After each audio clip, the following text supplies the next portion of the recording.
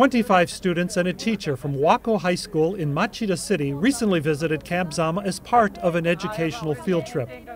Members of the U.S. Army Garrison Japan Public Affairs Community Relations Office led the group on a 2-hour tour throughout the installation.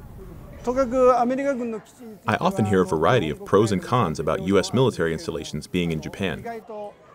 But we do not really know anything about these installations. So that is why I brought my students here today. During the tour, the students visited the U.S. Army Japan and USAG-J headquarters to learn about the history of the two units. They were shown plaques, photos, and other historic items that line the walls of the two headquarters buildings. The group also visited the Camp Zama Youth Center to see how American students their same age spent their time after school.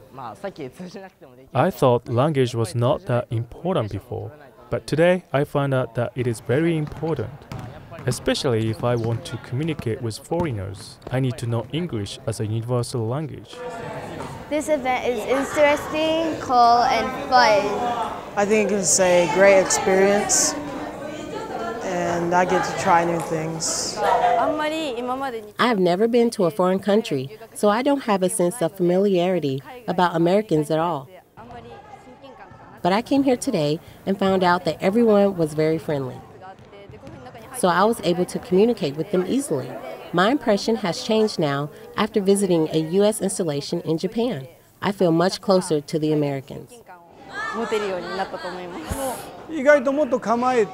I was surprised to see how quickly my students got used to this environment. I thought it would take more time for them to become familiarized and communicate with Americans. Some of my students here today have studied abroad and have experience living in foreign countries. So in that sense, those students are better equipped to bridge that cultural gap. Reporting for U.S. Army Garrison Japan, this is Kevin Kraitzarek.